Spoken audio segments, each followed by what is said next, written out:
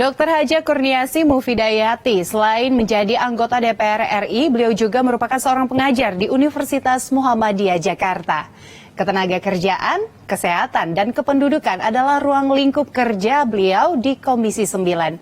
Bersama saya Gesmi Sitanggang, inilah cerita wanita. Permisi, Ibu Muida, apa kabar? Baik, alhamdulillah. Sehat selalu ya, Bu. Harus sehat kalau sekarang. Saya izin duduk. Ya. Ibu Mufida, lagi sibuk apa, Bu? Di masa pandemi hari-hari ini kan kondisinya kita bisa bilang kurang baik-baik aja ya, tapi kitanya harus baik-baik aja. Nah, kalau untuk keseharian Ibu hari ini apa? Bu, alhamdulillah hari ini baik. Mbak Gesmi juga baik kan? Iya, Datang tentu dulu dong. tanya kabarnya ya. Mbak Gesmi sehat ya? Sehat, Oke, Ibu. alhamdulillah. Saya alhamdulillah sehat, keluarga juga sehat, dan kita semuanya tetap harus sehat. Nah, karena di tengah pandemi ini masih belum baik-baik aja, tapi kita harus tetap survive dan harus bisa fight menjalani aktivitas kita sehari-hari. Nah, tentunya kegiatan sehari-harinya untuk saat ini seperti apa, Bu? Lagi sibuk apa sih? Kalau sekarang di reses, ya, tadi sebelum Mbak Gesmi datang, aku baru selesai kegiatan reses. Jadi hari-hari reses ya kegiatannya bertemu dengan masyarakat. Tadi pagi kita berkunjung ke tempat musibah kebakaran di dekat rumah, ada yang kebakaran 4 atau 3 rumah gitu ya. Terus kita juga serap aspirasi ke masyarakat.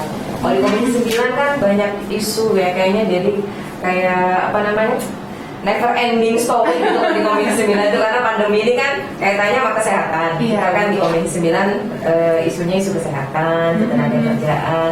Ini lagi baca berita nih, alhamdulillah nih Bu Menteri sudah memproses revisi Permenaker 22 tahun 2022.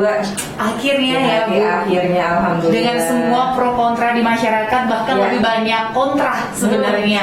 Banyak. Apalagi dari PKS sebenarnya salah satu fraksi yang cukup kenceng ya, Bu, untuk Ya, kita dari menolak awal hal itu. kita dari awal sudah menolak karena melihat JHT ini kan sebenarnya itu uangnya peserta, nggak ada uang unsur negara di situ. Karena itu kan tabungan teman-teman dari keringat setiap bulan disisihkan. Bagi ikut nggak? Ayo JHT. Tentu. Ada Karyawan kan, bagi ya. juga.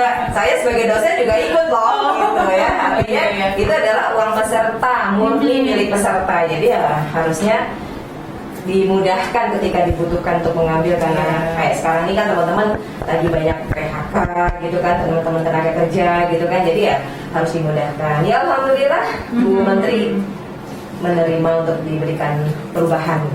Akhirnya masyarakat juga tentunya dalam kondisi saat ini jadi semakin tenang ya, Bu. Tadi kok ngomong-ngomong soal dosen, ternyata Ibu dosen juga ya? Di mana sih? Ya, alhamdulillah karena emang senang ngajar ya. Saya ngajar di Universitas Muhammadiyah Jakarta. Yang ngajar S1, Mata kuliahnya S2, apa?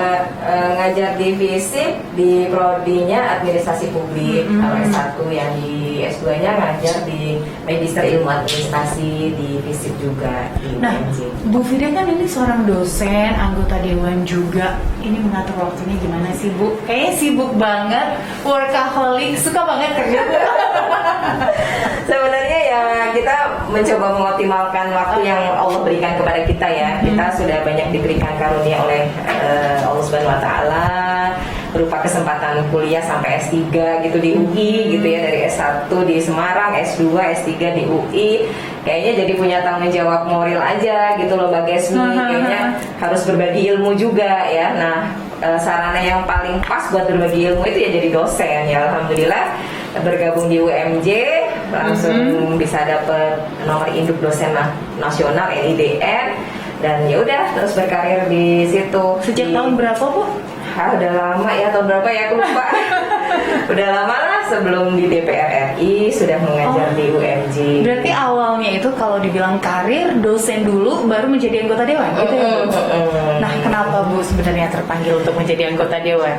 Cita-citakah? Sebenarnya cita-citanya dosen kah atau menjadi anggota Kalau dewan? cita-cita tuh dosen, cita-cita ya. Impiannya mudah-mudahan amin bisa jadi guru besar. Itu Amin. cita-cita gitu ya. Tapi ketika ada panggilan tugas untuk berkontribusi dan juga untuk berjuang untuk untuk kemaslahatan masyarakat, umat, bangsa dan negara dari Partai Keadilan Sejahtera, ya saya bergabung gitu ya, karena emang dari sejak zaman Partai Keadilan saya sudah menjadi anggota dari Partai Keadilan Sejahtera. Pokoknya ngefans banget deh sama partai ini dari sejak pertama kali berdiri gitu. Oh, kenapa ngefans? Soalnya partai ini kayak dari dulu itu satu-satunya partai yang punya visi, punya idealisme, yang benar-benar murni berjuang untuk rakyat gitu ya. Saya melihatnya seperti itu dulu waktu ya. Kemudian kita bergabung di dalamnya gitu ya, menjadi anggotanya, dan alhamdulillah sampai sekarang juga masih terus bergabung di Partai Keadilan Sejahtera. Sekarang udah berganti lambang gitu ya, lambangnya warnanya udah lebih keren gitu ya, supaya ada semangat permajaan buat kita semua. Jadi memang kita melihat ini adalah partai yang benar-benar bisa mengayomi sesuai dengan visi hidup saya juga, sesuai dengan cita-cita negara kita yang menuju kesejahteraan bangsa dan negara kita. Ya, ini partai yang bisa saya andalkan dan saya percaya. Luar biasa. Jadi saya penasaran nih, visi misi seorang Ibu Mufidayanti dulu pada saat ingin mencalon menjadi anggota dewan itu apa sih, Bu? Kalau di PKS itu sebenarnya bukan mencalonkan diri, tapi karena saya sebagai anggota kemudian diminta ditunjuk ya untuk berjuang sebagai salah satu caleg, ya kita menjalankan amanah tersebut dengan sungguh-sungguh ya, karena ingin juga partai ini mendapatkan komposisi yang cukup memadai di parlemen, supaya kalau berjuang terhadap satu kemaslahatan untuk bangsa negara ini bisa kuat gitu loh kan. Kalau kita suaranya banyak, kita didengar gitu kan, dan bisa mengambil keputusan di situ. Gitu sih Mbak. Jadi ya bismillah, kita coba jalani dulu di DPRD Provinsi DKI Jakarta ya 5 tahun, kemudian 5 tahun berikutnya aktif di partai saja, tidak di parlemen, dan tahun 2019 kemarin diberikan amanah, ditunjuk untuk berjuang kembali di DPR RI, yang kita berjuang bersama-sama, bersama-sama menyerap aspirasi rakyat. Betul. Lalu program apa nih Bu yang sedang direncanakan, yang sedang berlangsung nih? Tunggu-tunggu nih, program kerja apa ya, program diet atau program cari jodoh. Atau buat Bang Yasmi gitu ya. Atau buat anak gitu ya. Program apa nih, program kerja dong sebagai anggota dewan. Kalau program diet nanti kita ngomongin buat ya. Iya. Ada sesi lain ya. Ada sesi lain. Oke. Jadi kalau program sekarang kita menjalanin semua amanah yang ada dari Partai Keadilan Sejahtera. Saat ini sedang mengemban amanah yang sangat berat dari pimpinan partai. Saya mengemban amanah sebagai Ketua Bidang Perempuan dan Ketahanan Keluarga. Jadi tentu saja harus menjalankan semua program dan amanah arahan dari pimpinan partai terkait dengan bidang perempuan dan ketahanan keluarga. Kemudian di Poksi 9 saya juga diamanahkan bekerja bersama teman-teman fraksi PKS yang lain ya, untuk berjuang semua hal kebaikan untuk rakyat gitu ya, pembelaan terhadap rakyat, advokasi di semua permasalahan.